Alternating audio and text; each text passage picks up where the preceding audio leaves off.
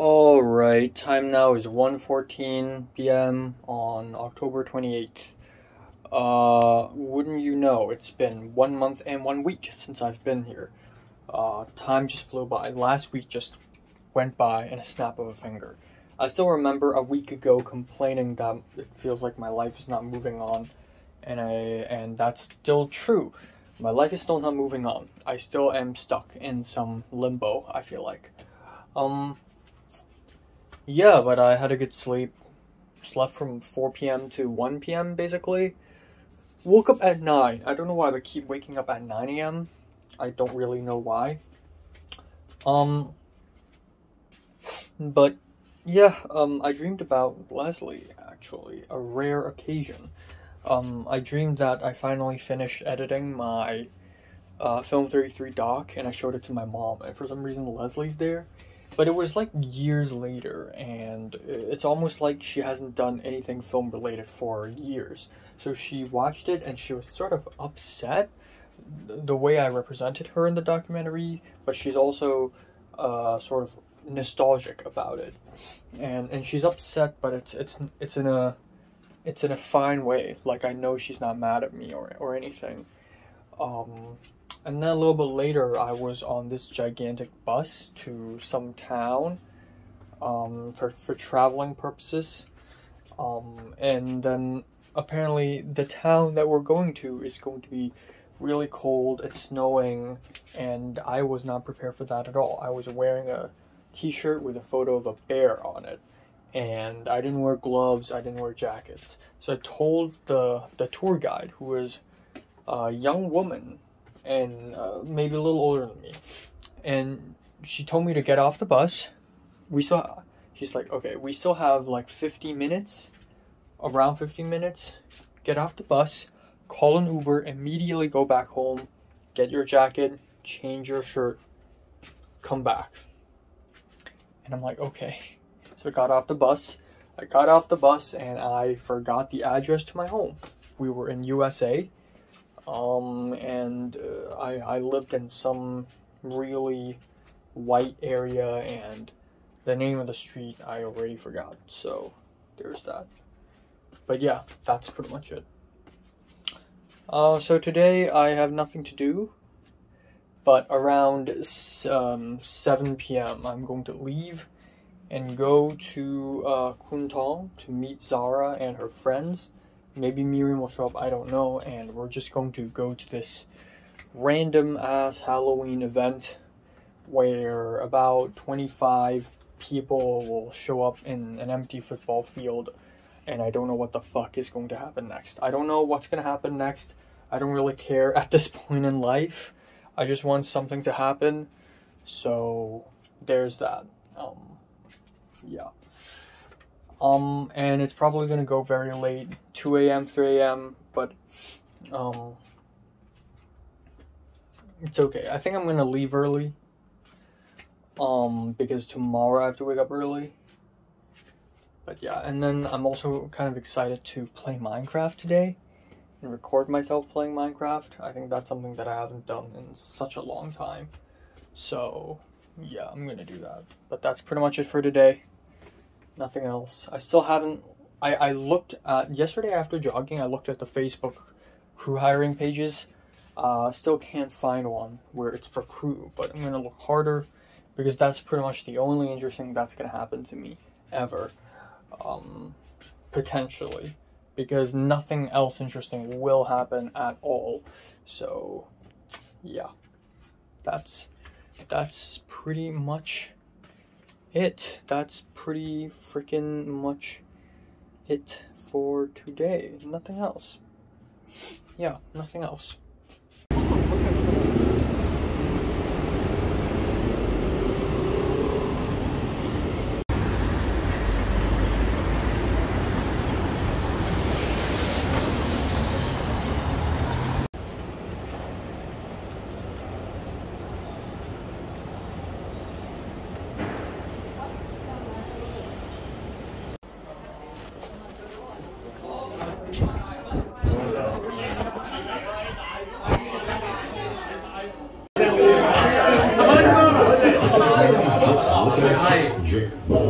Mommy, look at me.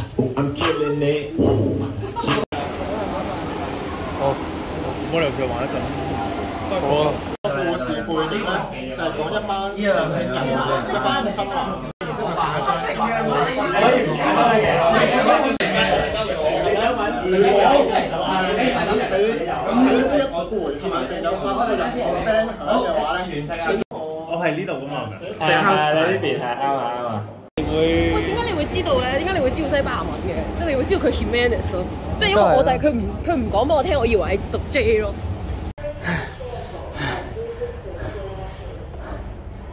Fuck.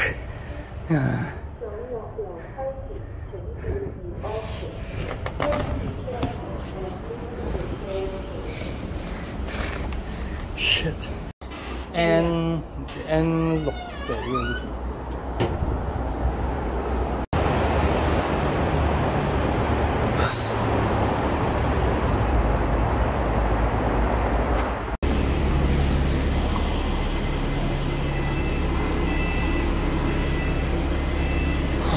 God.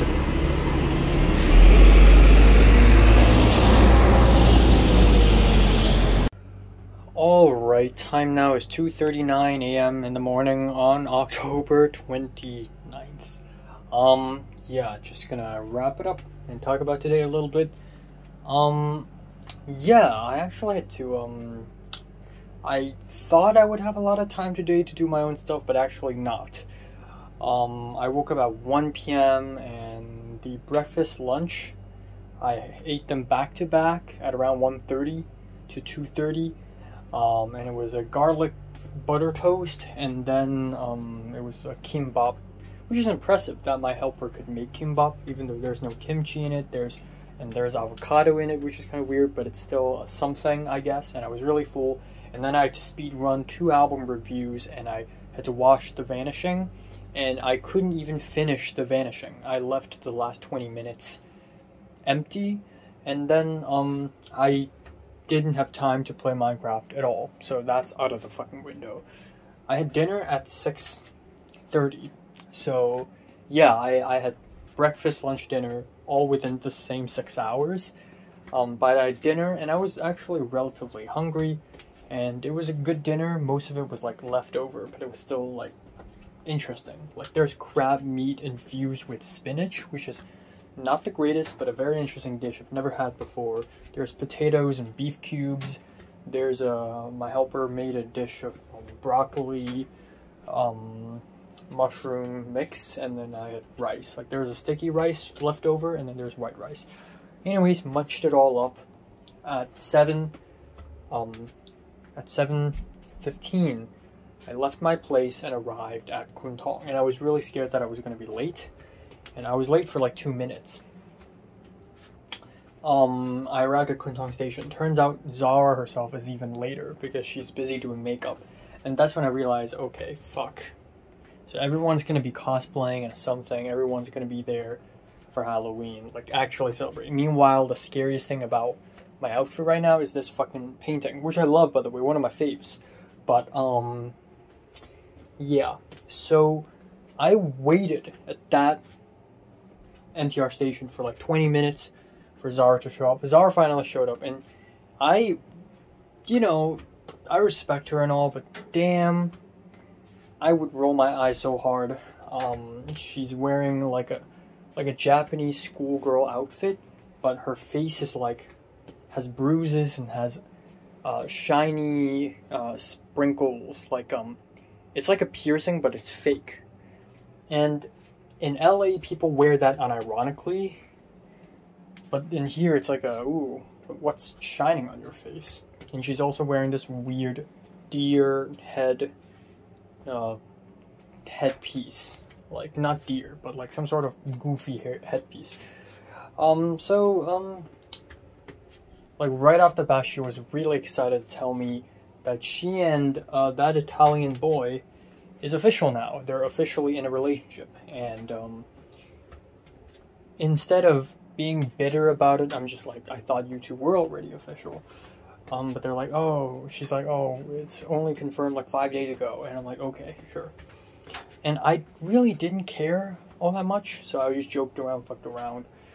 We walked to the building, and it's, you know, Kwun Tong is full of very industrial buildings that are very depressing, and they all look the same, and they're all kind of ugly and broken, but that's sort of the aesthetic that I really like. But yeah, it's just hidden in one of those buildings, and to enter it, you need to enter through like a sneaky small alleyway or something. And yeah, we went there, we entered, and then there we saw this guy who is about maybe 5-6 years older than me, taller than me, and he is Zara's friend, and he's the only other person who's going to show up today. So no Leia, no Miriam, no nobody, just Zara is the only person I know, so, well, fuck it, here we go. Anyways, we entered the building. I just finished eating a freaking small durian mooncake, by the way, at 3 a.m. So wish me luck, but I am hungry. But anyways, we went into the building, and we went up, and it felt like a hospital at first. It's your average industrial building insides, especially in Kwun Tong, in Hong Kong styled, but also because of the thin white dry walls and the small thin doors that don't look real. It feels like a hallway to a hospital with many rooms. But yeah, we went inside one of the rooms, and it leads to a very tiny building that felt like our apartment's living room.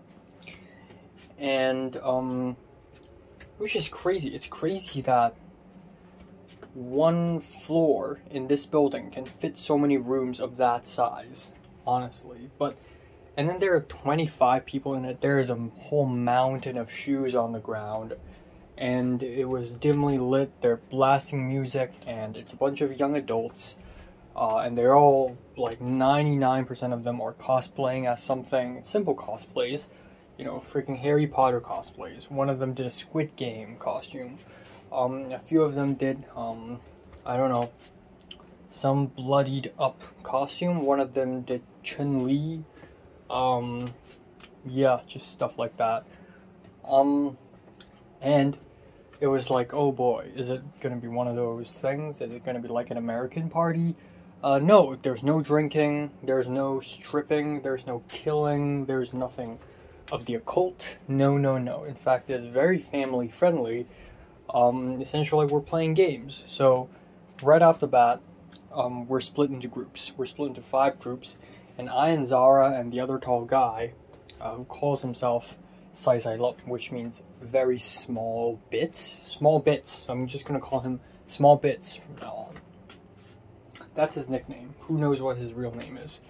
We're all separated into groups, and I was thrown into group 3, which has this maybe early 30s guy who is also shorter than me, kind of fat, little chubby. There's this very old dude, and by very old I mean like at least late 30s, early 40s. Looks like a loner, looks like one of those otakus, but not skinny or fat, just old and has acne, and he just seems like he's there because he's lonely and just wants to have some fun.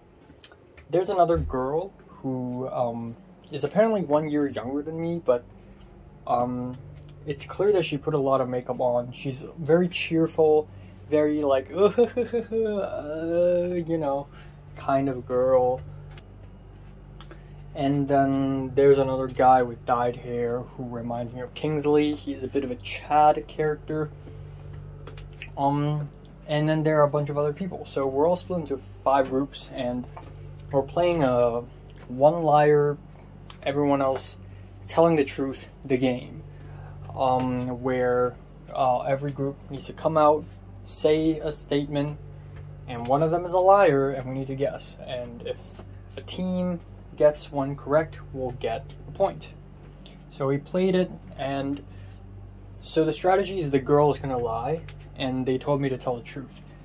and I had to think, and I don't know what to think. At first it was awkward, like I don't know a single soul here. But I managed to get along quite well because it is a game. You know what? Let me participate. Let me have some fun. So I just like, okay, let me think of a truth. And I didn't want to say anything ridiculous like, you know, I've never had a girlfriend, which is true. But it's insulting because many truths people say are like, oh, like there's this one girl who's kind of chubby and she's like, oh, I nailed 7 guys in one day, and everyone's like, oh man, how, like, do you remember the name of those guys? And she said nailed. She didn't say fuck, she said nailed, but everyone knew she meant like fuck. And everyone's like, what, like how many hours, like how many minutes per fuck, like what happened? So I went with, oh, I went to 24 countries. They're like, okay, I mean, it's people will probably think you're lying, but you know, I'm telling the truth. And immediately they're like, oh, how rich are you? Like, you must be really rich. And I'm like, no, I'm broke. So anyways, I don't want people to think I'm rich as well. Anyways, so our truths and lies are basically like traveling oriented. So the game started and it was fun, like seeing people lie, seeing people tell truths, and then it's my turn, like our group's turn, and a couple people actually thought I'm the liar, like a couple teams. So each team can ask 2 questions after we say the statements, and I'm so happy people didn't ask me to list out all 24 countries, because I don't think it's actually 24, it's probably somewhere between 22 and 24, because a couple of them are disputed areas, and then there's also India, but I've never actually stepped foot in India, but I've transited there, so I don't know if that counts.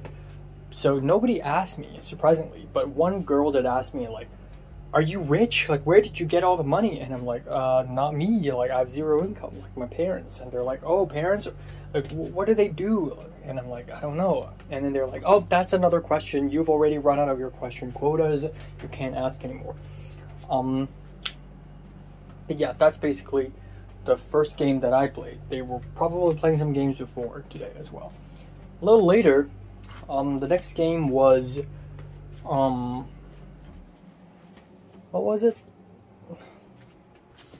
Yeah, it was music chairs plus 大风吹, which is like a big wind blows, which means, you know, if you're wearing glasses, sit down. So all the people who wear glasses must sit down. And if they're still standing up, out. If they're not wearing glasses but they sat down, out. That's how it works. So that's music chairs plus that. So each group needs to send 2 people out. So 5 groups times 2, that's 10 people. 10 people form a circle and they're going to circles along to fucking Dance Monkey, the most annoying song in the world. And the music stops, you have to sit. But as it stops, or no, it doesn't stop, but the host, who is probably in the early 30s, dressed as a samurai, he would say something like, oh, if you're wearing black, sit. And so whoever's wearing black must sit. So I didn't play the first round, but I played the second round. And I had Zara behind me, and I had the girl who's in the same group in front of me, and everyone's having fun dancing along to the beat, and I'm just like, okay, get this over with. Yeah. I'm not a guy who's huge at playing games, but anyways, the first thing is, oh, are you wearing any headwear? I'm not, so I stand up. Then the next question is, oh, are you enjoying today's game? And everyone fucking sat down, but they sat so fast, I couldn't. So I and the girl in front of me were both out.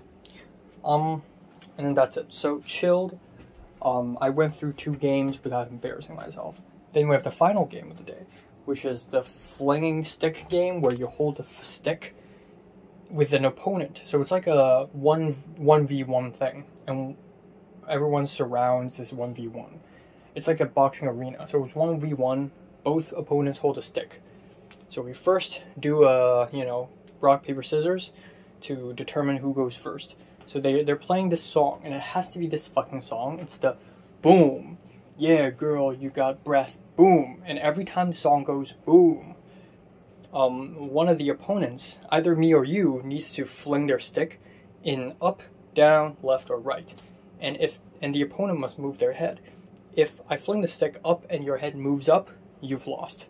So if your head moves in the same direction as the stick, you've lost. So I didn't want to play that game. I didn't want to 1v1 someone in front of a whole crowd. But at some point it was my turn, and holy shit, I was very good at it for some reason. I defeated 7 people in a row and ended up being the biggest winner of the game. And I wasn't even trying. Some people had like strategies, you know, like, ooh, unpredictable.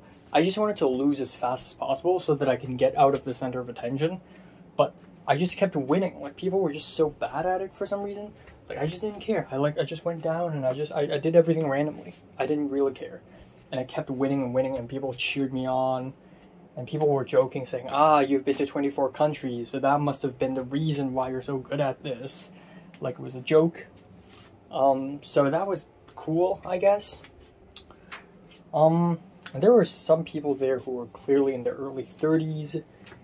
There were people there who were obviously already in a relationship, dating, engaged, perhaps.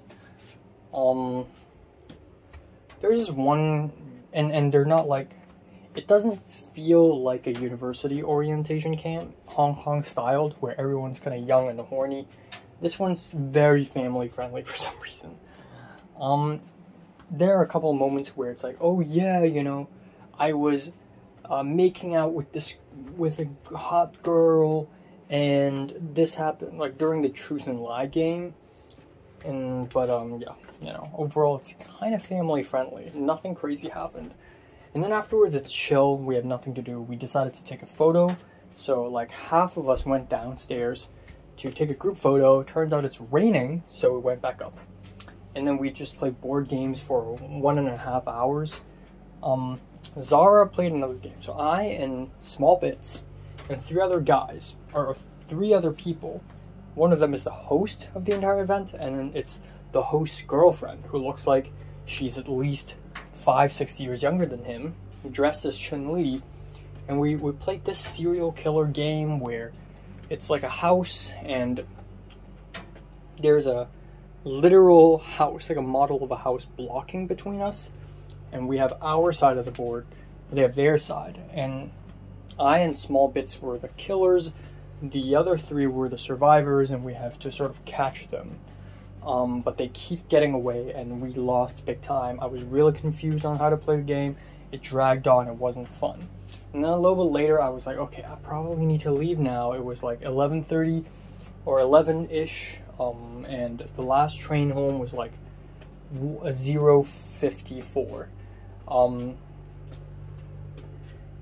No, it was like midnight, straight up. So they're like, okay, come on, one more game. So I and Small Bits and a few other people played the train game, where it's like, it's very simple. It's like, you know, it's like the trolley game. There's a train driver, there are 2 tracks. You have a bunch of cards, and these cards are like, oh, you know, on this track,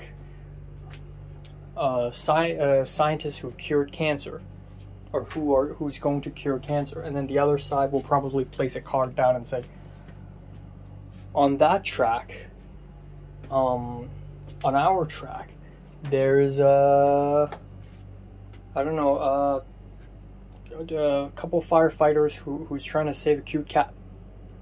And then we have evil cards. So like, oh, on this track, there's a crazy hacker. So you place on the other side. And then they have an evil card, and the evil card can say, a psychopath who will murder your family. And then there's a train driver, and then both sides will argue, and whoever's more convincing, the train driver will, you know, drive towards one side of the tracks and kill all those people.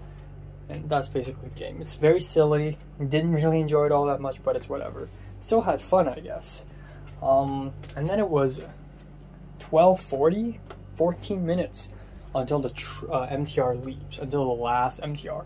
So I told Small Bits, and Small Bits like, yeah, let's go. And then we went to Zara. Zara's finished up her game. We left. And I thought we would have enough time, albeit it's kind of rushed. Oh boy, was I wrong. And Zara kept asking me and Small Bits to help her take photos. And this is like, I've never seen Zara like this, or I know Zara's personality is going to this direction, but if you tell me 4 years ago that Zara's going to act like this, I would be shocked. She's kind of being kind of a slut. I hate to use this word. She's trying to be sexy in these Halloween costumes, trying to pose, trying to look cool lighting, and I'm like, okay, for sure. And then I realized that we have like 5 minutes left before the train leaves, and I was about 4 blocks away from the MTR. So I started running, and Zara ran. And I ran and I ran, and I thought it would be enough time. Turns out I was too late. There is still one more train from Kuntong to Yaotong, which is where I need to go. But even if I take that train, the train from Yaotong to Quarry Bay is gone. And Zara called me, and later I saw her in person again, and she said sorry. And I wasn't even mad at her. It's a bit of a bummer, I guess. So instead, I followed Zara to Lam Tin, and in Lam Tin, I went to a bus stop right beside the train station, right beside the MTR, and I waited 20 minutes or 15 minutes for one night bus, crossed the fucking harbor, and then I went to North Point to wait for another night bus for like 10 minutes, took the night bus, went back home. Honestly, no biggie. Still very convenient. By the time I arrived home, it was like 2:05 a.m. Originally, I could have arrived home at around 1:30. So it's only about 35-40 minutes-ish difference. Bit of a bummer, but you know what? It's fine. I expected to go home late anyways. So yeah, that's that. That is that. And nothing else. So I'm gonna read some manga now, and I'm just gonna directly go to bed. That's pretty much just it. Oh Jesus! Holy cow! Where did you fucking come from?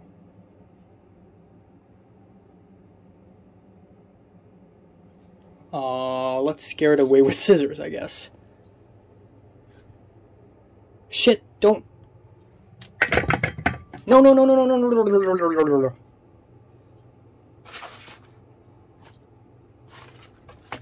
Shit. What the fuck, where are you?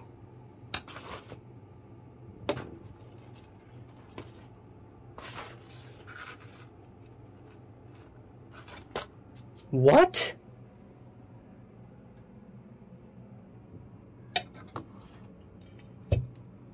What? Oh, it's here. Jesus Christ, it's fast. Okay, gotta smash it. I'm sorry. Also, I really fucking love it when, because of how humid the weather is, like, this is a perfectly dry ball of toilet paper. But if I rub it really hard, it just starts shedding its layers of paper, like it's melting or something.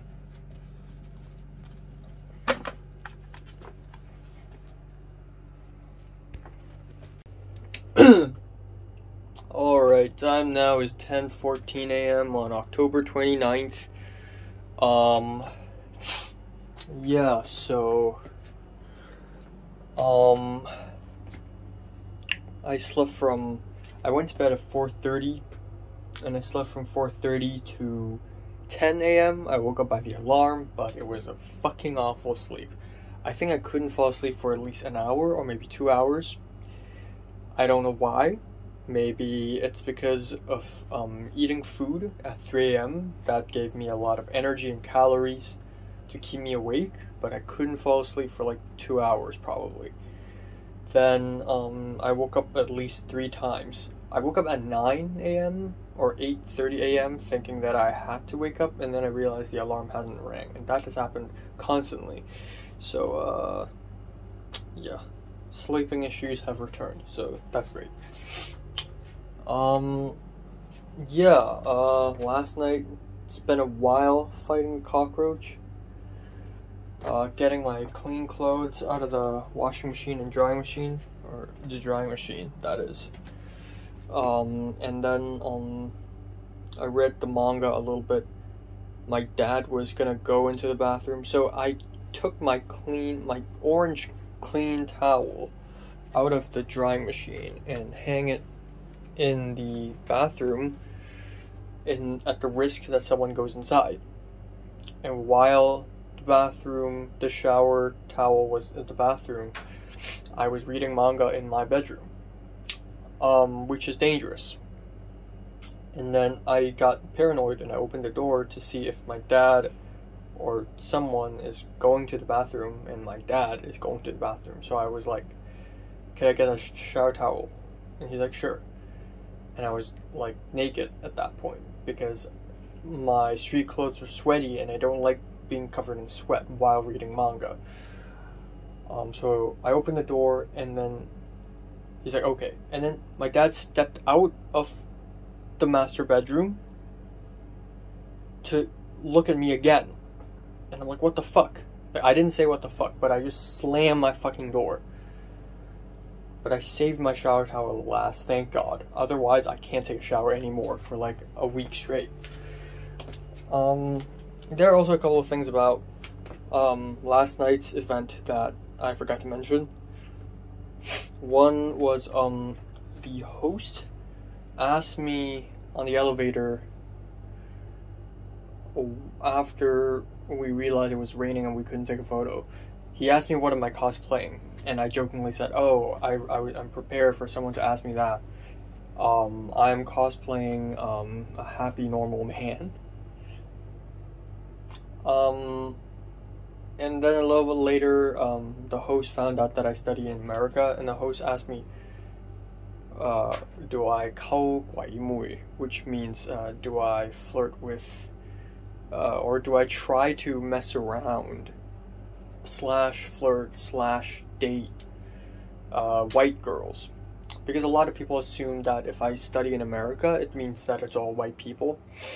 But really, the place I live in is too diverse to be considered like a white area at all. You know, it's more Asian and more Mexican than white. And I'm like, nah, I don't.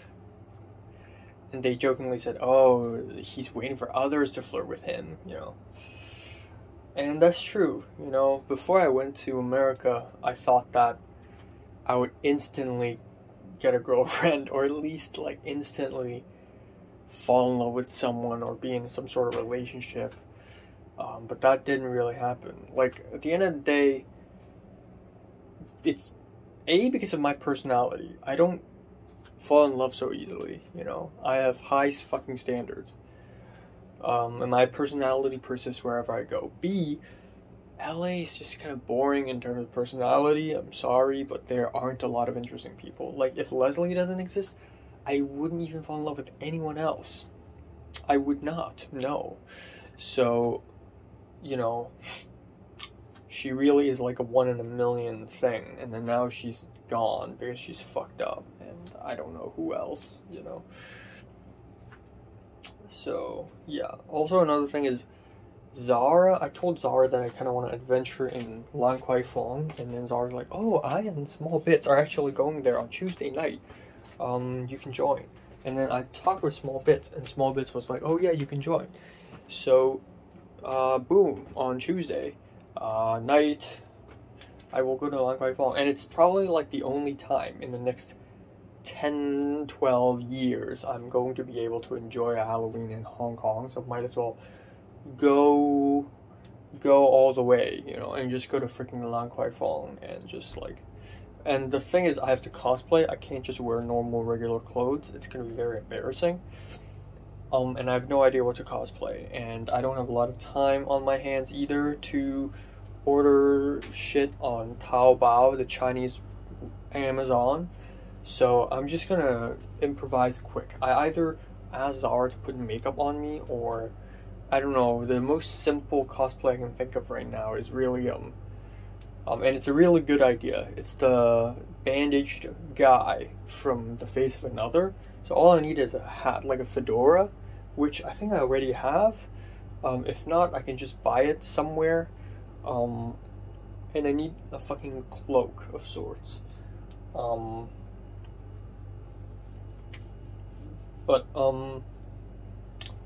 Yeah, and then the bandage, I can find it in freaking Manning or whatever pharmacy there is. And the good thing is, when taking photos, I will look okay because people won't see my face. So I think that's a wise choice. And I don't know when to buy them. I don't want to go today. I'm so sleep deprived. I'm sorry. Monday, tomorrow, I want to take a rest the whole day. So maybe Tuesday, like the day of. Or maybe just tomorrow, because on Tuesday I have tutoring as well. Maybe tomorrow. I don't know. Yeah. But yeah, today I'm going to, some random elderly home somewhere to film some stuff. Until 6 p.m. So I think that's that. But I woke up a little earlier than I'm supposed to, so that I can finish watching The Vanishing, and maybe or maybe not film a movie review about that. That's it. That's it. Yeah, I still haven't looked at the Crew for Hiring Facebook pages. I said I was gonna look at them, and then it's been like 10 fucking days or something. Another moment was when I was talking to Small Bits after the event, and he said he does recognize my voice somewhere because I have a very soft voice.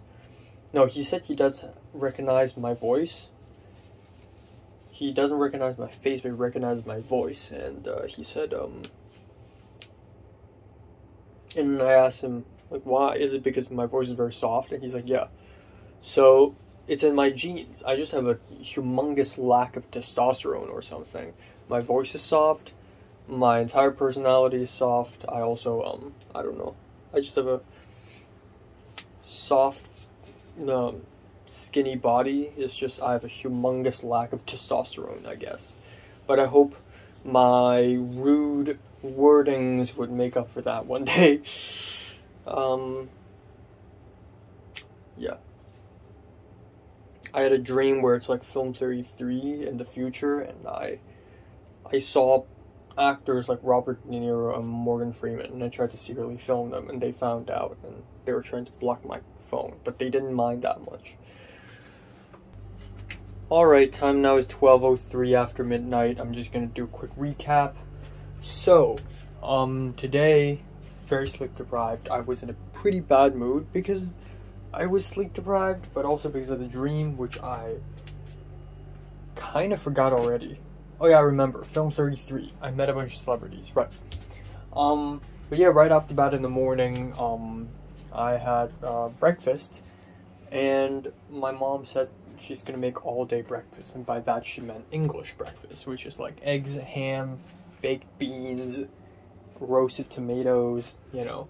But we don't have any of those ingredients other than like eggs, so instead she made herself. She made 2 plates of stuff. One plate is like toast, an egg, avocado, and cucumbers, and the other is a bowl of ramen noodles with minced pork and eggs. I had the noodles because I already had toast like yesterday. So I had the noodles, and then right off, boom, we went straight to Lychee Kok. We arrived at 1 p.m. and then I and 3 other colleagues, 2 of them I've seen already. The other is a guy very old guy. By very old, I mean like in his 60s probably, or in his 50s, but he has gray hair already. But he's a colleague too. So all 4 of us, we are sort of the production team, and we had to bring literally, basically all of the equipments from the headquarters onto a go-go van, because we can't afford a grip truck, obviously, nor do we have any parking space for a truck anyway? So we need to order a van, which is the normal thing that a lot of Hong Kongers do when they, you know, do productions. And all the production equipments, of course, include a couple light stands, tripods, not real light stands, like 3 tripods, 1 pull-up banner, which is about the company, 2 musical stands, like note sheet stands, and like first aid kit. There are a couple sandbags. There's a gigantic amplifier / speaker, and a bunch of other stuff like water bottles, and then there are 3 boxes of like eggs, which are actually the gifts to the old people, and they're musical eggs. They're little devices you can plug into your phone and it'll, you know, like make the sound louder. And then the king of all things is this gigantic heavy keyboard, piano, and I had to carry it for quite a while, and it's so fucking heavy. And may I remind you, I had the diagonal bag and the camera bag on me, and on the camera bag there are 2 freaking lenses, so it's already really heavy, and I'm sleep deprived, and I'm moving heavy stuff. But you know what, I ain't complaining, because in the film world I'd be doing the same shit. So you know what, bring it on, it's fine. So yeah, and I don't know why, but like my middle finger, like if I press my middle finger against something too hard, my forearm feels kind of painful, like something to do with tendons and stuff. But yeah, so us 4 hopped onto a go-go van. We went all the way to somewhere in Kwai Hing, which is near Tsuen Wan, and we went into an elderly home. It's been many years since I've been into an elderly home, and damn is that place very depressing. It really feels like a hospital of sorts. And we were in this main hall, which felt like a mixture between like a main hall, like a waiting area, and a hospital room, where there are small tiny rooms where you can see a doctor, but also it simultaneously feels like I don't know, just like an office. But the thing is, in that main hall, it was about the size of a classroom, but right beside that hall there are rooms at the sides, and those are bedrooms. Like, I was taking photos at the side, and I turn around, and holy shit, there's an old woman, about like 70, maybe 80, maybe 90, just like petrified, like a statue, just lying on the bed with her mouth open, and it's like, oh my god. So it's, I hate saying this, I don't want to be ageist, but it was not the most pleasant place, and it makes me feel bad for them. Like, I wish they had a better, I mean, this is probably the best treatment they're gonna have, but it just feels like a really sad place to live in. So we set up everything, and I tried my best to help out. The thing is, I'm no expert, so there are things like the wire roller, the cable roller. I never got to use that in film 32 or 33, so I don't know how to work that, but I figured it out. There are stands that I don't really know how to open, so I'm no expert, and then I'm not an expert in like changing lenses super fast, so I fucked up a couple times. I didn't drop my lens, thank god. I dropped my lens caps. I got dust on my lens cap, and it's like, it's not very great. And then the weirdest thing was so there's this classroom, and let's say the top is the front of the classroom where there's a choir of about 15 kids and a few staffs here and there.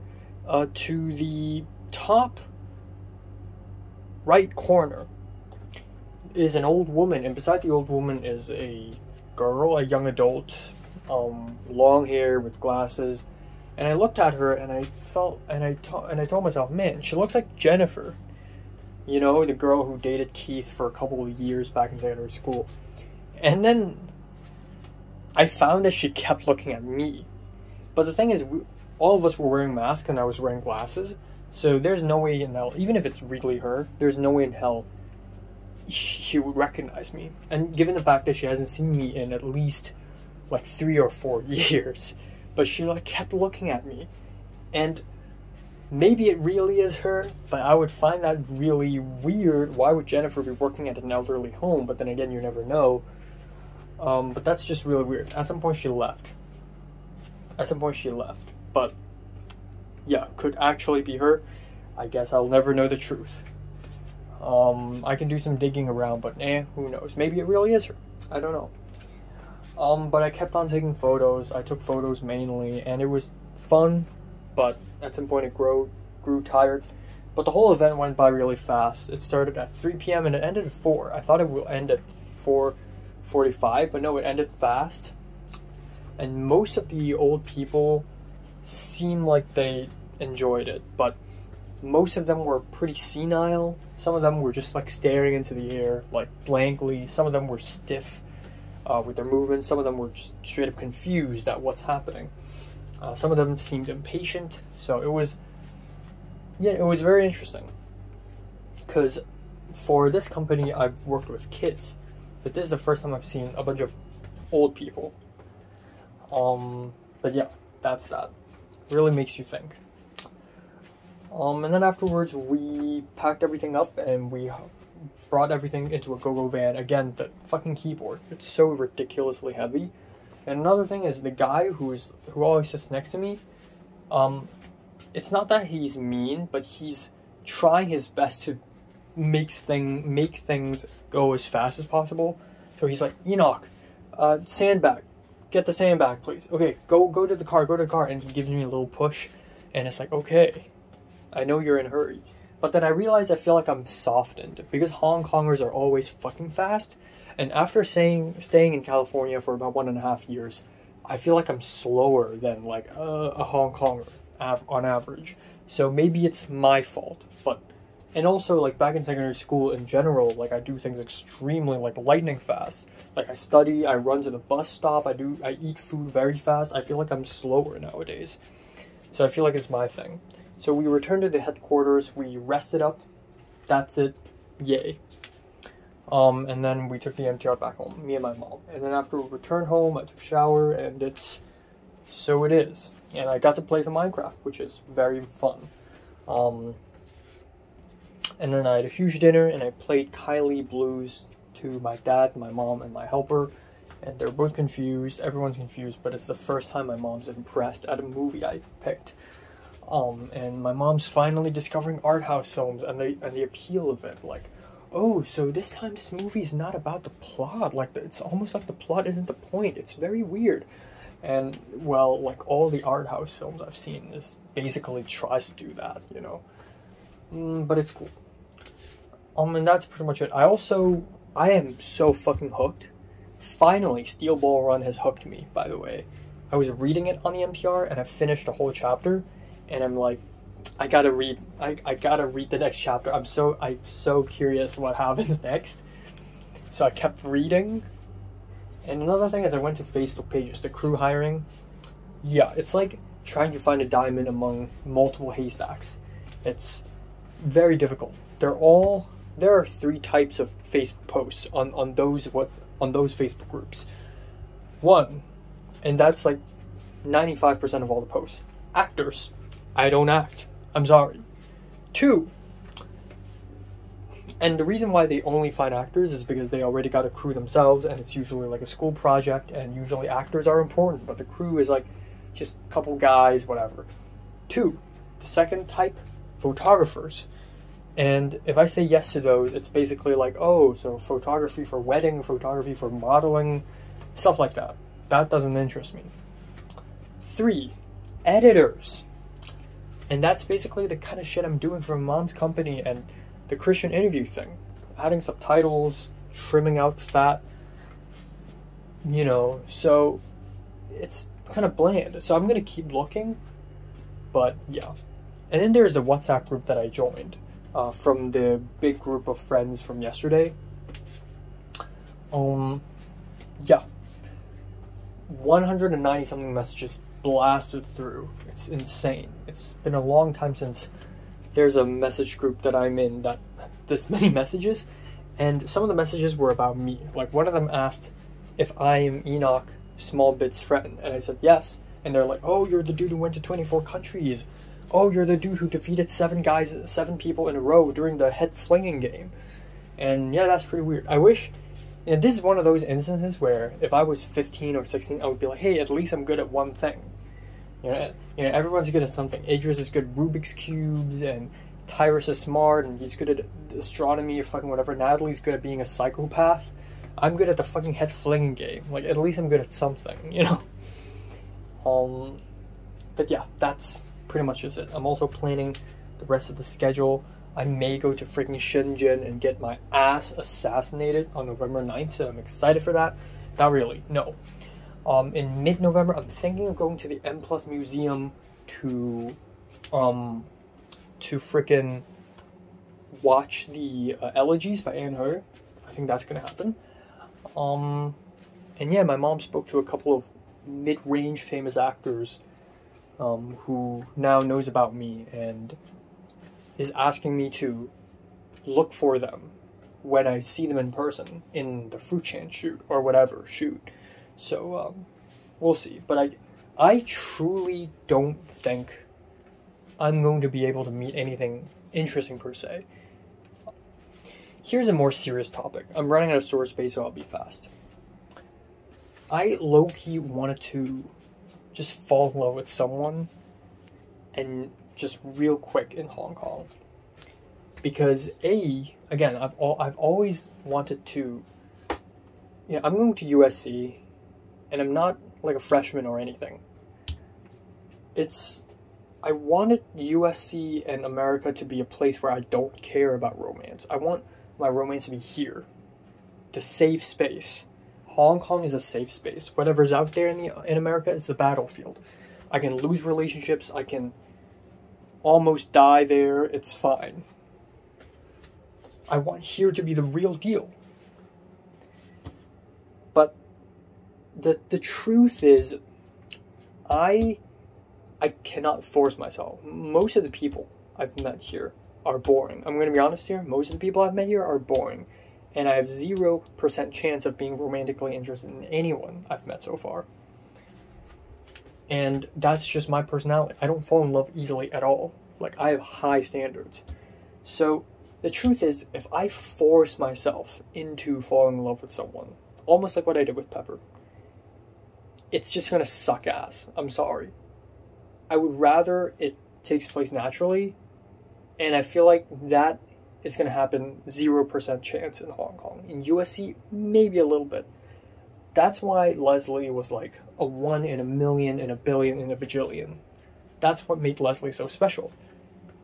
Because if not for Leslie, I wouldn't have fallen in love with any single soul. Okay? Not a single soul. So yeah, I would hate to force myself into a relationship, especially given that I haven't had one before. If I force myself into my first relationship, then my first relationship is ruined, period. And I wouldn't want that. So, you know what? Have some patience. Think about something else. Just fuck it all. Be content. Alright, time now is 1:23 p.m. on October 30th. Wow, fuck. It's really been 1.5 months since I've returned to LA, to Hong Kong. Yeah, I don't know. I really don't know. I slept from 4:30 to 1, and, once again, I woke up and I can't use the bathroom because my dad's in it. So I'm just gonna have to hold in my pee and just stand here and wait. So yeah, this is the second time it has happened. I remember like last winter when I came back, it keeps happening again and again. Yeah, today I have nothing to do. I couldn't finish Mushoku Tensei. Originally, last night I wanted to finish watching Mushoku Tensei Season 2, the anime. I thought that I would only need to watch 6 more episodes to finish it. Turns out I need to watch 9 more episodes to finish it. And so I decided that I'm not going to finish it until tomorrow. So I'll review it in November, not today. No.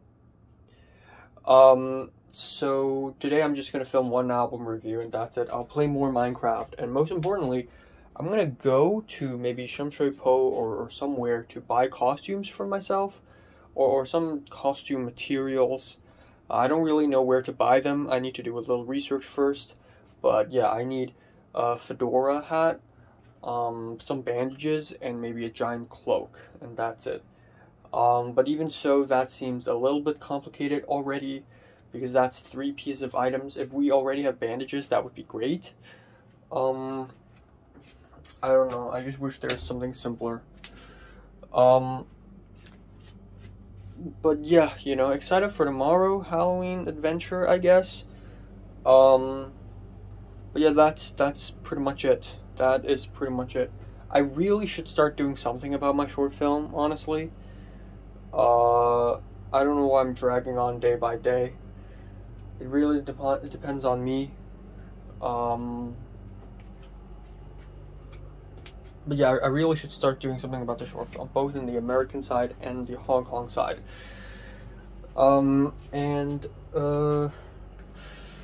Yeah, I don't know. Nothing else. I'm still, I don't know, I still really wanted to meet someone interesting. So Rachel and Ashley, I saw their Instagram stories. They're at some rave, some Halloween rave or something. And once again, they're both nearly naked. And they're both putting out Instagram stories and posts about how much fun they're having. And I don't know. I don't know.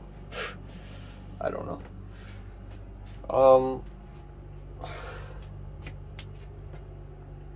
Yeah.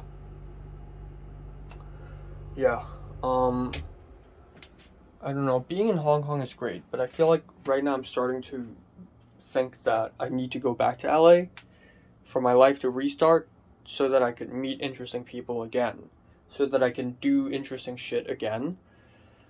And that's, I think, the greatest, not contradiction, the greatest opposing force in all of this disaster that is my life.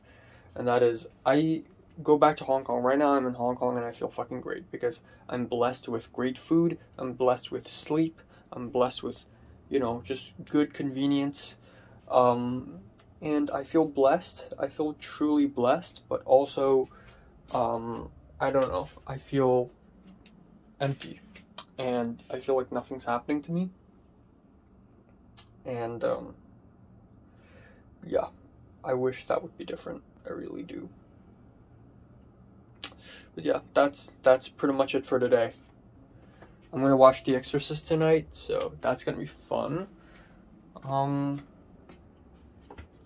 And yeah, I don't know. I mean, there are a few things to be done in November. I think on November 9th, I'm going to China, which is very fucking scary. November 10th, I'll be visiting the Palace Museum. So like a double entendre. Like the Palace Museum in Hong Kong. And then I'll go for an adventure, probably. I'll go for an adventure all by myself with my Sony camera and just vlog with the Sony camera. I'll probably revisit Cam 10 if I can. And then, and so that's gonna be fun. And then I'm gonna watch Killers of the Flower Moon. I'm gonna watch Elegies. I'm gonna watch Anatomy of a Fall. And late November, perhaps I'll join more film sets. So that's it. I still need to keep browsing the Facebook crew hiring posts. I still need to do that. I still want to draw. I still want to work on video essays and the Film 33 doc. I need to talk to Tova to plan another day to go through the Film 33 shit. So, you know, lots to do.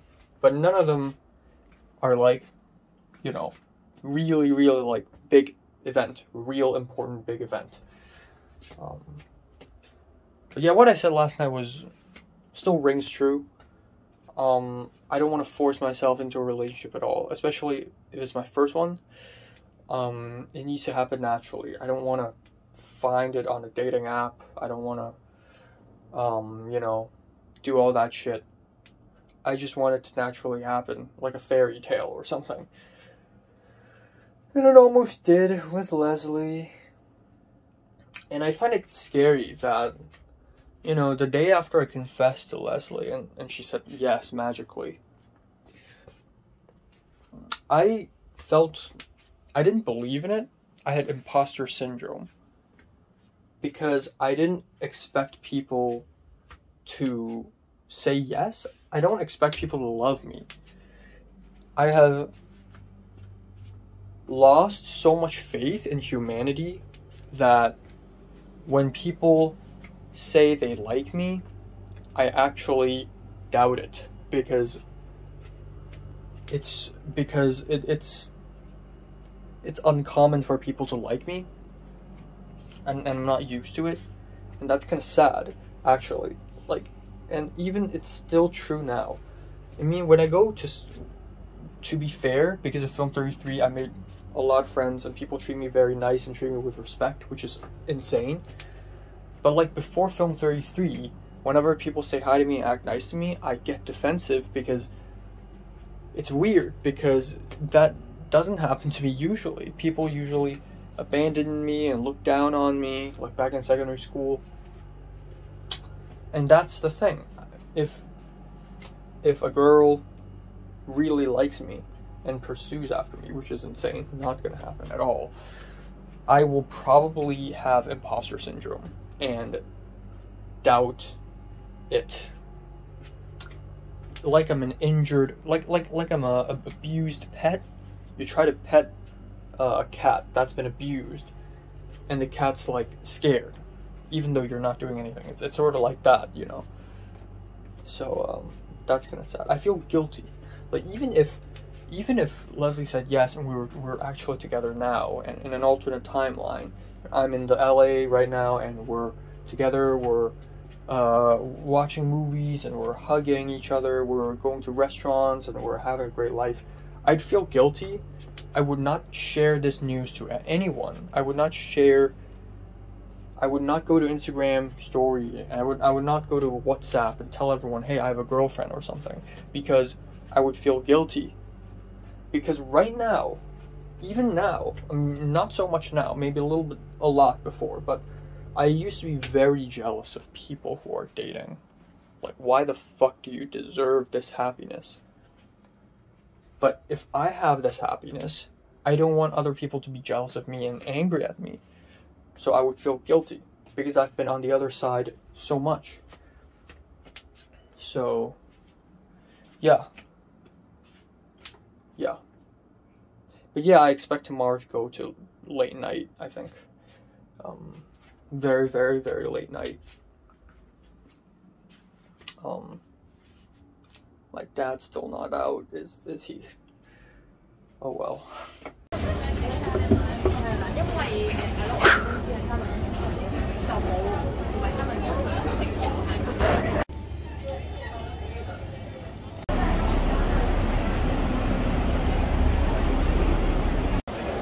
算啦，原來喺40樓寫字樓入邊，我都係搭地鐵去銅鑼灣。Alright, time now is 11:27 p.m. Yeah, so let's wrap it up today. Today is a little bit more intriguing, just ever so slightly more intriguing, because I went outside and did some shit. So I played Minecraft, and afterwards at around 5 p.m. I went out. And honestly, I had no idea what to do or where to go. Okay, first of all, in the morning, I stood here for like 40 minutes to wait for my dad to come out, and that was not very great. But the good thing is I had a lot of sleep, so at least that's pretty cool.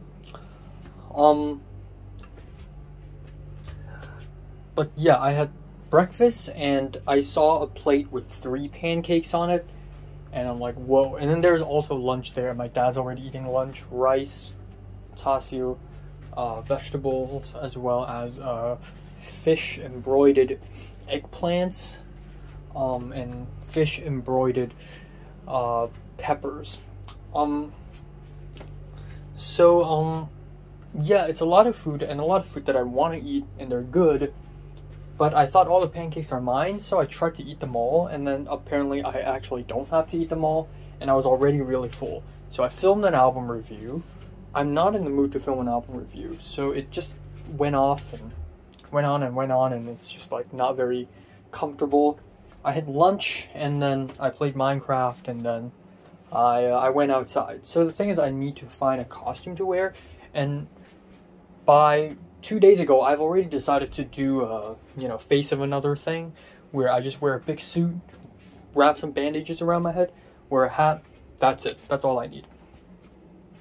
So I need to find a place that sells hats. And the thing with hats is that I'm not only buying it for cosplay purposes, I'm also actually wearing it. And this isn't some crazy rational decision. Like, a whole year ago, I've already thought about wearing hats. Because hats are cool and I think they fit me. And because my hair is always very messy and weird and random and unpredictable, I think wearing a hat would be a great fashion choice. And also I think a hat fits me because I'm a skinny person. So if you're big and tough, you wear less. If you're skinny and weak like me, you wear more. You wear stuff that goes outwards. Like a hat, or you wear earrings, you wear things that go outwards. Jackets. Whereas if you're strong and you're buff and you're tall, you can just wear a tank top and you'd rock it. I look like a stick if I ever wear a tank top. That's why I look better in colder seasons. So anyways, I need a hat. So I have no idea where to go. And I don't know what to do, really. I mean, there's Shamshui-po, there's Mongkok. But even so, I don't know where exactly in Mongkok. I'm not like an expert in finding clothes and finding hats. I mean, I don't buy hats. So I have a couple contingency plans right before I left. I had a couple strategies. Right after that, I'm going to immediately go to Mongkok. I'm going to go to Garden Street, Fire and Guy, where there are probably a bunch of small stalls that sell clothing items, and I'll probably find hats there. Just pure blind luck. And if I can't find it, it's fine. I'll just go to H&M, where it is more likely that I'll find a hat, albeit kind of expensive.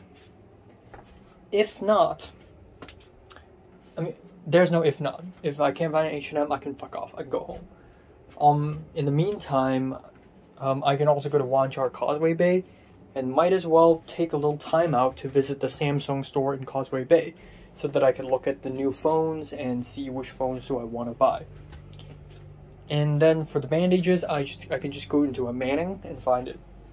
And I know a Manning downstairs. I know 2 Mannings downstairs. So, easy peasy, let's go. So I went all the way to Mongkok, and by the time I arrived, it was already nighttime. It was like 6 something, nearly 7.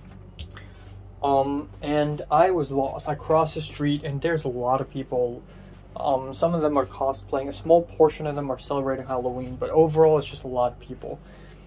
And I have no idea where to go. I don't know which street to cross. I don't know where. And then I saw Argyle Center, aka Wonggok-jungsum, which is the building where I filmed one scene in my short film. And I just thought it would be funny. Oh, what if I just go in there? There are probably clothing shops in there where I could find stuff. So I just went in there instead. So first floor is a lot of nails. Nails. Manicure, nail polish, nails. Second floor is a lot of girls. There's so many women on the second floor. And so many teens and young adults, and they're all there for cosplays and whatever. But most of the stores are like girl clothes, essentially. And their wigs, their headgear, like headbands, little cat ears, all that stuff, little devil horns. I go to the third floor, and I still can't find anything. And then I searched on the phone immediately, like, okay, Argyle Center, hats. And it's pointing me to a store on the 3rd or the 4th floor.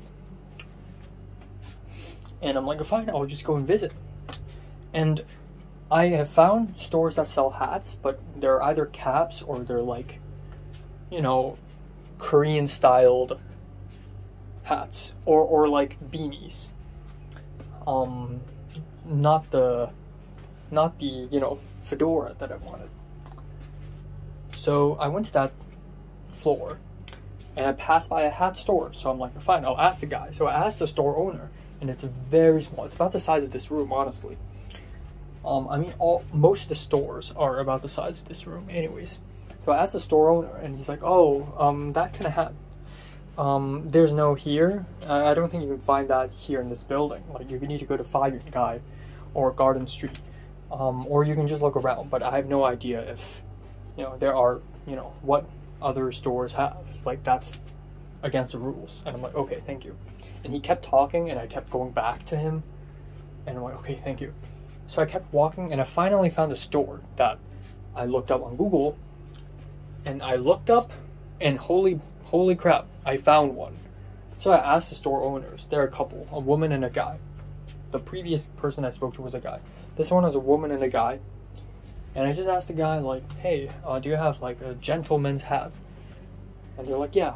So they got the one that I saw, but then they started pulling out more. They had brown ones, and they had ones with different designs. So I ended up having to choose between a fedora that has a gray cloth ring around it or a very thin leather strap around it. And both of them I really love, and both of them cost pretty cheap for hats. $125 for the leather ring. The other, with the gray cloth, $130, which is about I don't know how much, which is about 14, 15 US dollars. Oh no, it's more. Okay, hold on. Yeah, which is about 17 US dollars.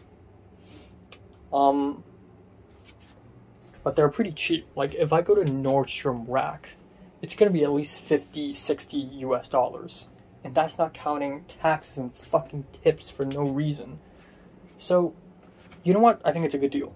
If I go to H&M, it would have been more expensive. So I just tested hats, and it felt nice. I usually feel really awkward about going to places and trying on clothes alone, looking in the mirror. But this is like a thing that normal people do, you know? So I'm like, fine. So I got a hat. Et voila. And that's really nice. I immediately wore it because I can't put it in my bag or anything. And since I'm in Mongkok, I might as well visit Sino Center and visit the manga. So I walked all the way to the Sino Center, went up to the second floor, and then looked at the mangas there. Pretty cool. Didn't buy anything, of course. Went back down, and I wanted to go to a Samsung store in Causeway Bay, but it's closing fast. And so I searched up Samsung store. Turns out there's one in Mongkok. Turns out it's in Langham Place. Turns out it's on the 40th floor. Turns out it is one of those office buildings.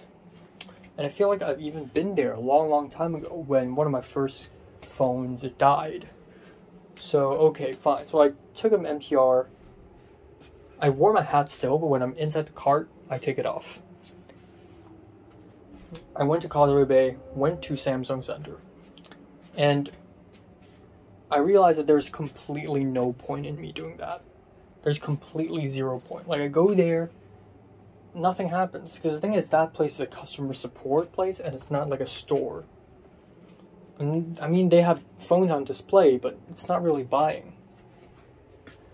So I went there, and it's silly, because I couldn't buy anything. I lined up for like 10 minutes, 15 minutes, just so that I could speak to a woman about a phone, and she's like, hey, we don't sell here.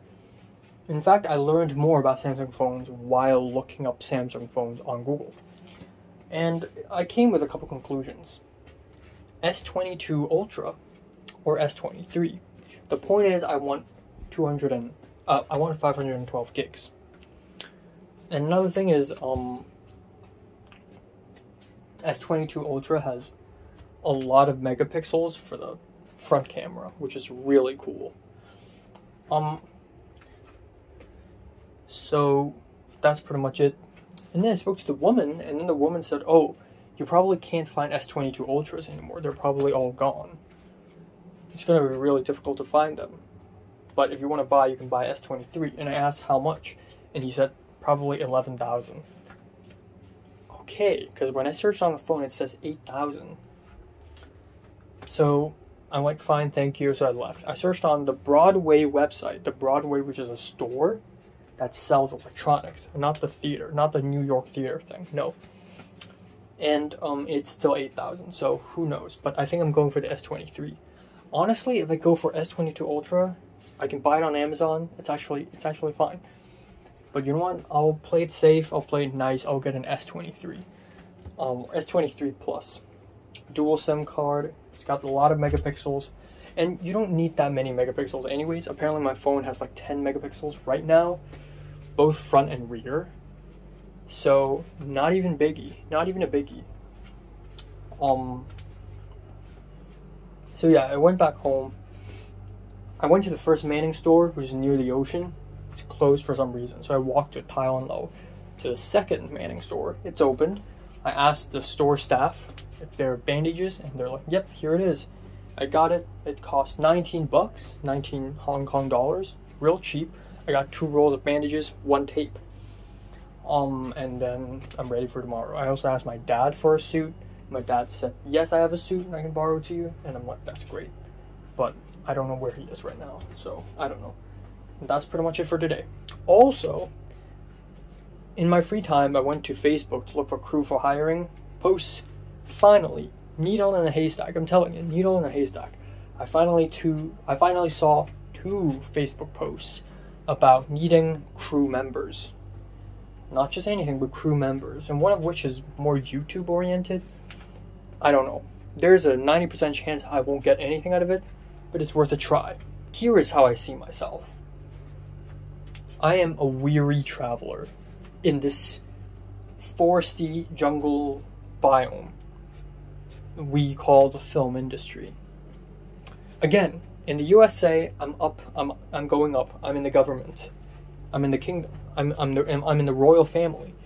And here, I'm nothing but a beggar. Now, good thing is, because of my mom, I get to go see big movie sets. But just like a normal situation, a weary traveler wearing rugged clothes can't suddenly enter a royal palace. I mean, they can watch if they're lucky, but they can't suddenly go in. For real, I need to find a faction, a guild. You know? So I think that's what I'm gonna do. That's what I'm gonna do. And so this is it. I fight on. I definitely fight on. Yeah, it's sad because I try so hard to look for jobs. I try so hard to, you know, find people, find friends, and it's like it's like I have a problem. It's like I have more difficulty doing those things than a normal human being would. But the great thing is I'm a fighter, and I keep fighting. And that's what makes me so goddamn determined. Alright, time now is 11:37 a.m. on October 31st. Yeah, so I slept from 5:30 a.m. till 11 by the alarm, and I went back to sleep and woke up again at 11:20. Yeah, that is extremely late. That is even later than the latest normal times I've slept in America. And I say normal because there are exceptions. There are extreme exceptions, like going to bed at 9 a.m. because of stupidly ends and means. But yeah, I went to bed extremely late, and I really hope that tonight I sleep way earlier than that, because holy cow.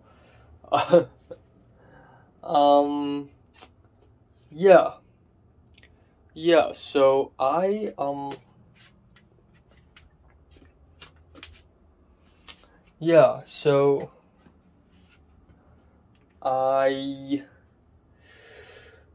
went to bed extremely late because of The Exorcist, really. I watched the movie from 2:10 a.m. till like 4:20 a.m. And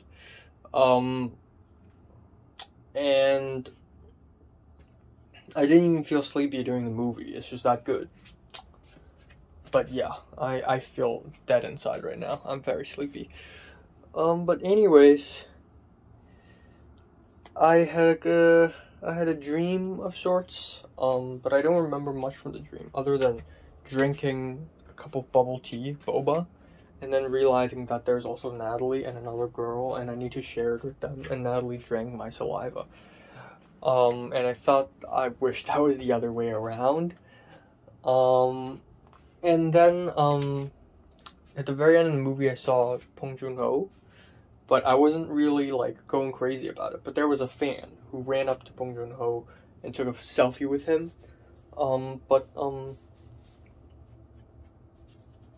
Yeah, we were on a team and we were on some sort of trip. And we were at the customs of the luggages or something, but yeah, that's basically it. I wonder how's Natalie doing. I kind of want to talk to her, but I feel like at this point in time, she just doesn't really care. She probably doesn't even think about me anymore. So I can only draw her and reiterate her in spirit, really. But yeah, today I'm waking up earlier because, I want to finish Mushoku Tensei and also review it. So I'm gonna review The Exorcist, watch all 6 episodes of Mushoku Tensei, which is probably gonna take about 2 hours-ish, and then I'll review it, and then I'll leave. At 4 p.m. I'll leave, I'll go to Taiku to, do tutoring again, and then after tutoring I'll come back home, probably for some rest. And then at 7:30-ish, I'll be leaving again. I'll be going to wherever to have dinner, and I will be in my cosplay. The first time I've ever cosplayed anything in my life, really. And there are a few costumes that I've always wanted to cosplay. I've always wanted to cosplay JoJo. I've always wanted to cosplay fucking, I don't know. But, it's not happening this time. But it would be cool if I can cosplay JoJo, like, for summer next year. For the Anime Expo or something. But yeah, at least I got a cool fucking hat. I want to return to Mongkok someday to buy clothes and buy hats. And, yeah, you know, just be cool with everything. Yeah, yeah, I probably wouldn't go home that late tonight because as much as I want to spend at a place overnight, because it's like a night adventure thing, at the end of the day, I do kind of have to wake up early tomorrow again because I work again. So it is agreed between Zara, Small Bits, this other girl, who is actually in my small group during the strange Halloween event a couple days ago, and also another mysterious person of unknown gender, have agreed that we're just gonna go home at 11 p.m. So at around 12 p.m. I think I'm gonna bounce. I'm gonna catch the last train home. I'm gonna bounce. I'm gonna go home, probably take a little rest, and then I'll immediately go to bed. And that's the plan for today. Yeah, that's pretty much it. And yeah, I really need to reach out to those 2 Facebook posts from the Crew for Hiring posts. I also got an email from USC finally last night saying, because I've requested to change my USC Net ID, and they said, oh, it's not changeable. It's automatically generated, just stick with it. So yeah, I guess that's my USC ID name now. Woohoo! Alright, that's pretty much it.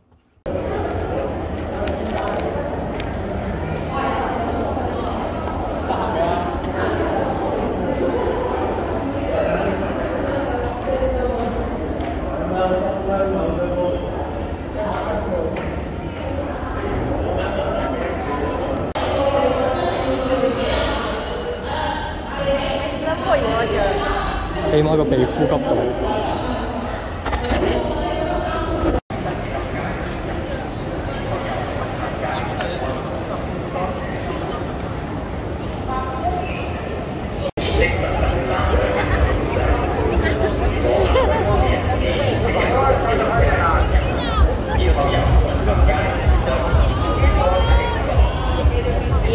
用呢 Nikon， 用 Canon， 用 Fujifilm。Oh my god！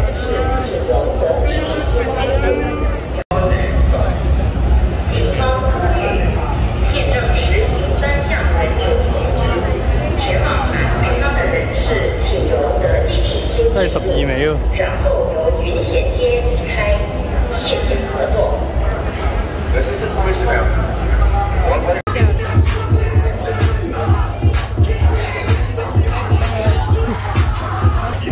我都唔知點飲啊呢個。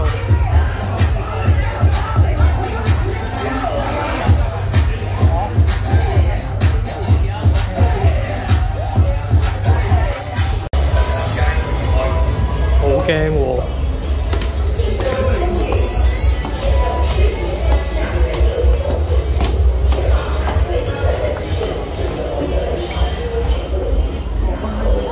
要錢㗎，位都要錢㗎喎。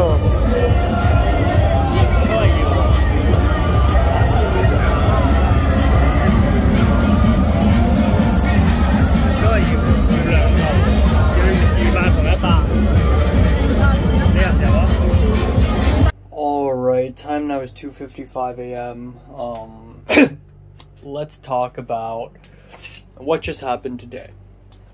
So, yeah, I didn't have that much time actually to do anything in the morning till 4-ish p.m. I had to speed run my Exorcist movie review. I filmed it, edited it, immediately had lunch, and then I immediately watched 6 episodes of Mushoku Tensei, and because I'm running out of time hardcore, and when I started watching Mushoku Tensei, it was already 2:15 p.m. and if I have to watch 6 episodes back to back to back 6 times, it would be more than 2 hours long, so it would be 4:30 plus an anime review. It would be like 5 p.m. and I still have a few other things to do, like trimming my nails. And then my colleague at my mom's company asked me to send him a better looking photo than the photos I sent him. About the elderly home visit. So I have tons of shit to do, and I have no idea what to do. I really don't. So, my solution to that is to watch Mushoku Tensei episodes on 1.25 times speed. So I basically went through all of the episodes in 1.25 times speed. Or I think I went through the last 4 episodes-ish in that speed. And then I immediately filmed an anime review, and then I immediately left. You know what? Trimming nails, sending photos, that can wait after I return from the tutoring. So at 4:20 I left, at 4:35 I arrived at Taiku. I arrived there and I realized, damn, maybe I should have texted the client's mom first. So I texted the client's mom and I told her, hey, I've arrived, essentially, because I went into the building, I sneaked in, like a resident of the building went in and I just went in, you know, before the door closed, when I'm not supposed to just go in randomly like that. Like, I'm supposed to know a code. I went to the specific floor, and then I waited at the door. I knocked the door, no one's there. And I'm like, okay, shit, what if they don't know I'm coming? So I waited there for a little bit until a boy shows up, but a boy who is about as tall as me, and I know him. It's my client. It's the guy who I'm teaching English to. It's the tutoring guy. It's the guy who was tutored by me. So he's like, hey, it's you. And then he opened the door. Turns out it's not even locked.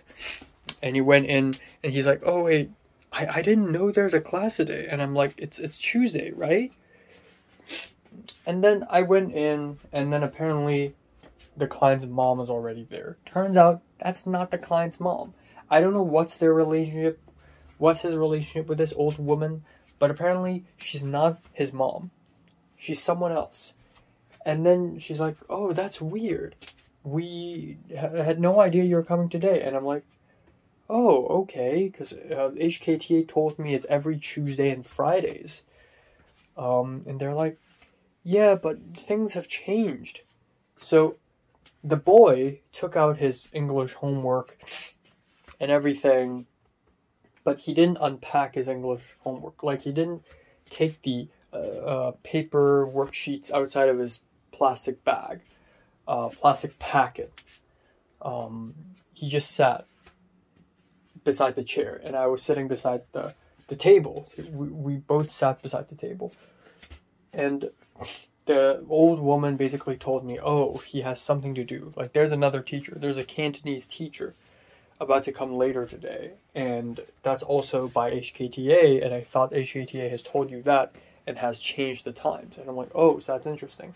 So they both said sorry to me, and I'm like, oh, it's fine. I'm supposed to say, like, you know, it's my fault for not, you know, telling you earlier that I'm coming today. But yeah, so Tuesdays and Fridays are not a thing anymore. Fridays is for sure, but I'll have to find another day. So yeah, another $440 out the window. So today is canceled. So I left. And since I'm already in Taiku, might as well just walk around and just do nothing. So suddenly I have a lot of time. I wish I didn't leave at all. Then I wouldn't have to watch Mushoku Tensei in 1.25 speed. So I went to the Broadway store where they sell electronics, or actually the Fortress store. Found the Samsung stand. Found the S23 Plus. It's $8,100. And I know there's like an insurance plan, so that's gonna add up to like $9,000. And then out of curiosity, I went to CD Warehouse, and oh my god, there are a lot of Blu-rays that I want to buy. There are a couple of Wong Kar-wai Blu-rays that are really good. They're 4K restorations, so they're not exactly the ones I'm looking for. But there are still some other Blu-rays and DVDs. There's a Fallen Angels DVD, and here's my thinking.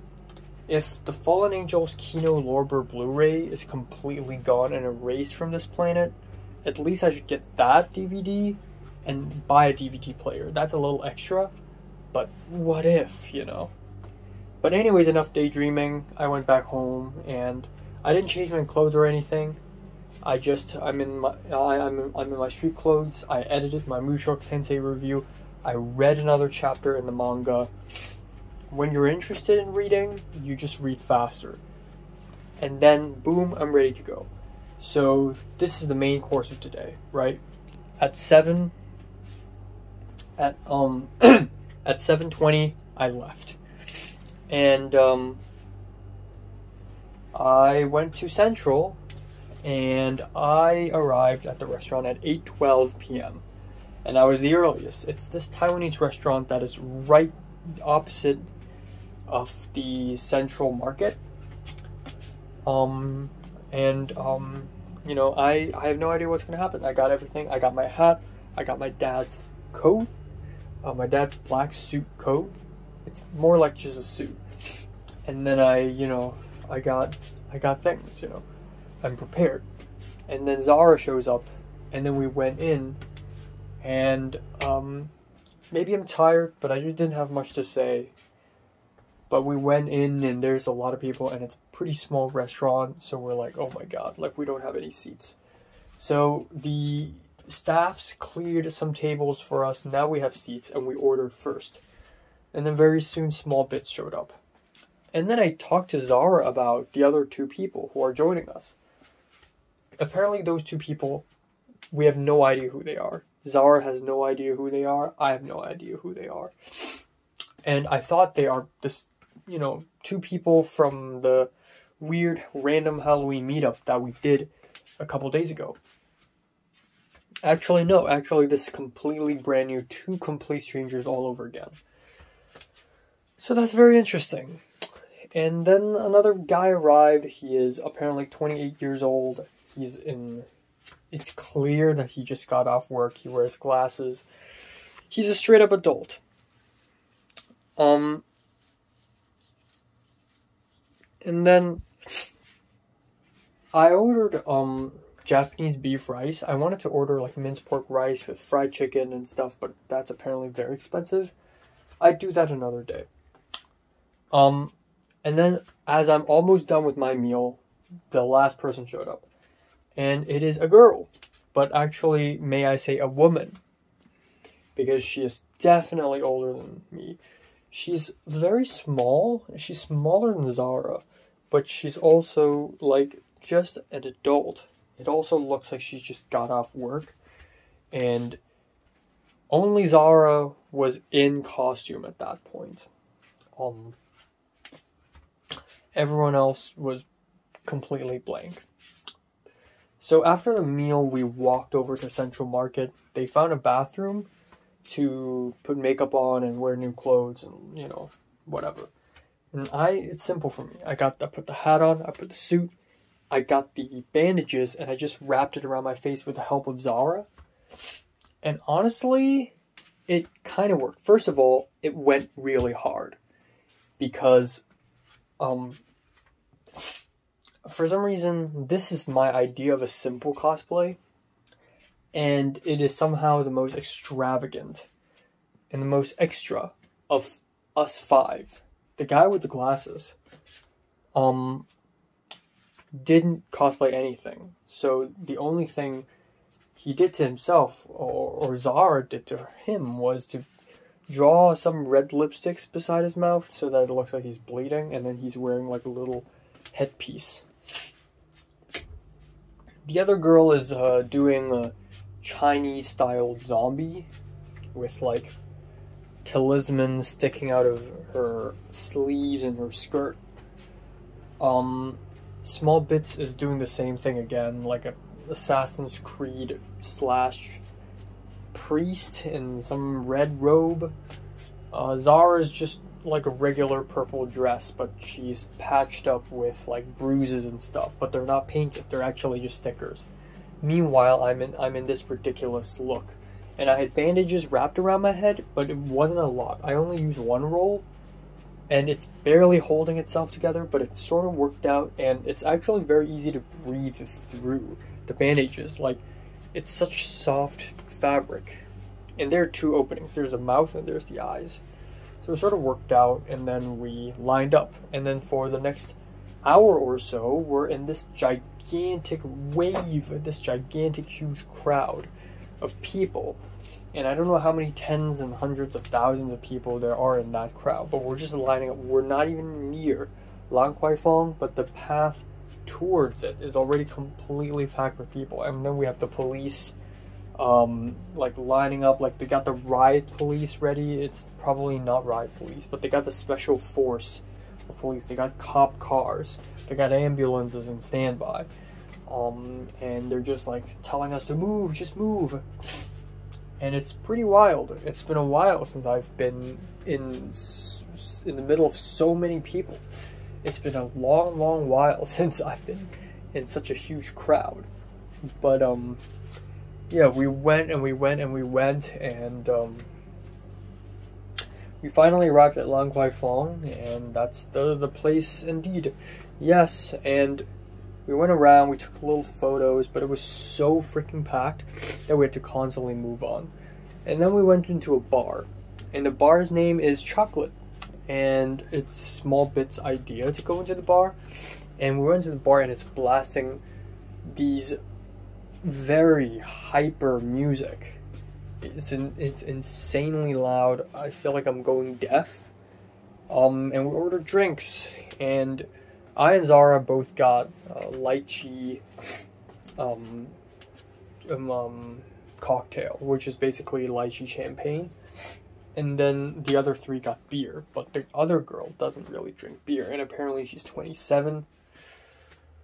And none of them, I think, finished their beer, because it's gigantic pint. Meanwhile, I just drank like a shot, like a glass of champagne. It's really light, and it's fine.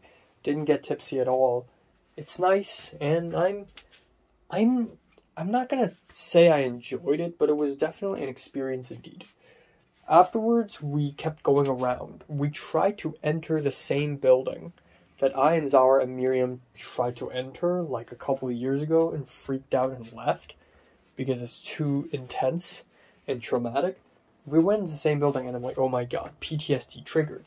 we went to the 22nd floor, and it's an entrance to a fucking rave. Oh my god, it's the type of rave that Rachel and Ashley goes to.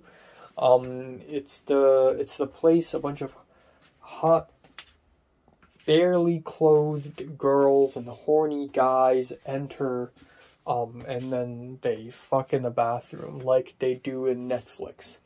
So, you know, it's cool. But this time I don't feel that way anymore. Like, 2 years ago, I go into one of those places. I didn't even enter the rave. Like, I would be at the entrance of a rave, and I would be like, oh my god, I can already smell the cocaine, even though there's no cocaine. But, oh my god, like, I'm about to commit the gravest sin ever. But this time I went in, and it's like, wow, okay, this is real, but that's the extent of my feelings. Like, I didn't feel intense fear like I did 2 years ago. Mainly because I already know people like Rachel. And she's like a fucking bimbo. She goes around fucking guys. I mean, I'm no disrespect, but that's the truth. And you know what? It's fine. You know, you do you. But there's nothing inherently unintelligible and incomprehensible. This isn't some Lovecraftian shit. It's just people being horny and slutty and partying and having no worries in life whatsoever. It ain't so Lovecraftian, you know. So we went in, and apparently it's $400 to enter, and it's like, okay, we're not paying $400, so we left. We went to another place, it also cost, so we left. We entered another place, it also cost, so we left. We just walked and walked and walked, and it's already late. We took a bunch of photos. We probably spent 20 minutes waiting for Zara, and waiting for Zara and the other girl to take selfies, and we're helping them take photos as well, and they keep on taking photos again and again. And again, it's kind of funny, because 5 years ago, Zara was just like this, you know, goody two-shoes, but now he's, you know, like, we take more photos, take more photos, take more photos, again and again and again. I also went in, like, I also asked Zara to take some photos of me, but they all look bad, because I'm just the least photogenic person in the entire planet. So we kept climbing up this mountain, right? We kept going and going and going, and the police is closing in, and we had to leave. So we left Lan Kwai Fong. And then there's a side stairway in the street, and we went there, and we spent another, God knows how long, probably 40 minutes just taking photos. And I was in on it too, and I started taking photos. I started asking Zara to take photos of me. And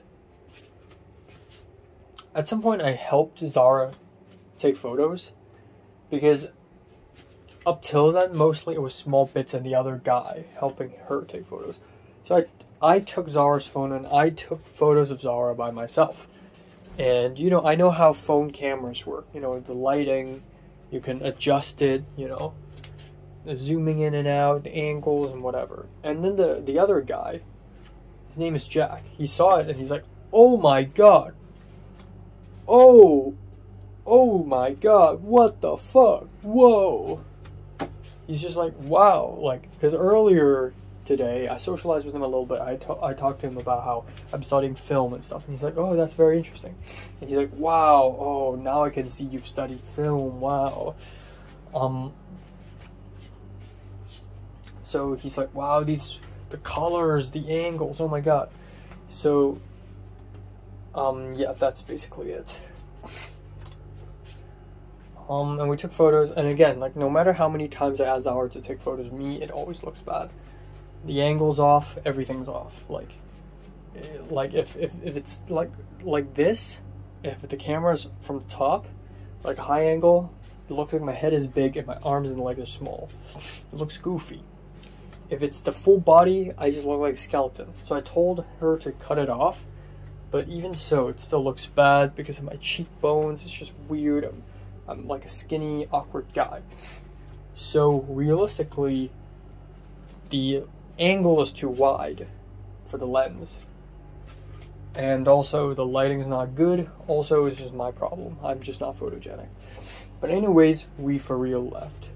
At around 12:30-ish, we left.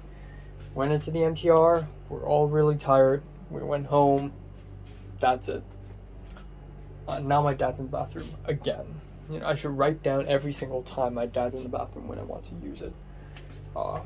Especially given that I actually want to sleep a little earlier because tomorrow I'm going to work. So that's that. But yeah. Overall, I think today's a pretty good experience. It's not mind-blowingly great though. It's not like the greatest time I've had ever. I don't really know why. I think it's partially because this Halloween is something within expectations. Drinking, taking photos, dancing. Even though I didn't dance. We didn't go into a club and dance and jump around, but we could have, and that would have been crazy. Maybe it's because I'm doing it with 2 strangers and another guy that I'm not too familiar with. Maybe it's just, I don't know, but then at the same time, I did most of, you know, what I would do in order to get the full experience. You know, cosplaying, drinking. And it was a fun time. Like this, oh my god, this is what adults do. The other guy with glasses, Jack, he's like, he asked me earlier when we were lining up to Lan Kwai Fong, he's like, are you actually of age? And I'm like, yeah, I'm 21. And he's like, oh, it just seems like you're underage. Which is fucking hilarious. But, yeah. It is an experience. I'm happy I experienced this. And, you know. Yeah, that's it. In other news, I reached out on WhatsApp to this needle in a haystack find on Facebook. And I got a response saying, oh, that's good. Our contact manager or whatever is going to contact you. What's your name? And I'm like, I'm Enoch. And he's like, okay. So, hey, I hope it leads somewhere. I don't even care if it doesn't pay. I don't even care if I don't get the chance to, like, do that a lot. But because I already have, like, 5 other things ongoing. But it's just, I really need to branch out. I really, for real, need to branch out. Yeah, another thing was, the guy with glasses, Jack, he's like, oh, wow, your photo skills are so good. He starts calling me boss, and he starts calling me, like, Dai-lo. Like, oh, you're 21, you're younger than me, but your photo skills are so good. And he's boasting me so much that, to a small degree, I think it's, like, sarcastic. But I don't even know. Like, you don't know shit nowadays. But he said, oh, with your photo taking skills so good, like, man, you're gonna get a lot of ladies. And I'm like, yeah, no. Yeah, so I wish it's that easy. And another thing was the last time I met Zara, you know, the weird random Halloween thing. Zara told me that her now boyfriend, the Italian boy, thought that I'm her ex. So at least a gigantic step up for me is that people now begin to think that I'm actually capable of having romantic relationships, when in fact I'm probably not. So at least there's that illusion. So at least it's better than nothing, you know. Whereas 3-4 years ago, it really is nothing. Like, you can't even imagine me in a relationship, let alone actually seeing one. So, yeah, that's pretty much it. I'm gonna figure out my USC shit, and, yeah.